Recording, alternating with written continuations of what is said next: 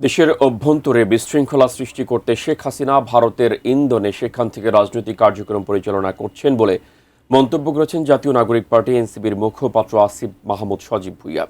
জুলাই বিপ্লবের দ্বিতীয় বর্ষের সকালে রাজধানীর কাঁঠালবাগানে শহীদদের আত্মার মাগফিরাত কামনায় বিশেষ দোয়া ও খাবার বিতরণ অনুষ্ঠানে একথা বলেন তিনি। জুলাই গণঅভ্যুত্থানের মাধ্যমে গণতান্ত্রিক লড়াইয়ে অনেক ধাপ এগিয়েছে বাংলাদেশ বলেও মন্তব্য করেন সজীব ভুঁইয়া।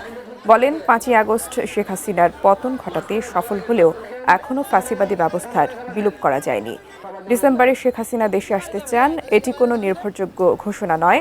উল্লেখ করে এটি চীন সফরকে কেন্দ্র করে সরকারকে একটি বার্তা দেওয়া হবে বলে মনে করেন সজীব ভুঁইয়া। বন্দি বিনিময় চুক্তি অনুযায়ী শেখ হাসিনাকে বাংলাদেশের কাছে হস্তান্তর করতে ভারত সরকারের প্রতি আহ্বান জানান। ভারতে থেকে রাজনৈতিক কার্যক্রম পরিচালনা করার সুযোগ দেওয়া উচিত না।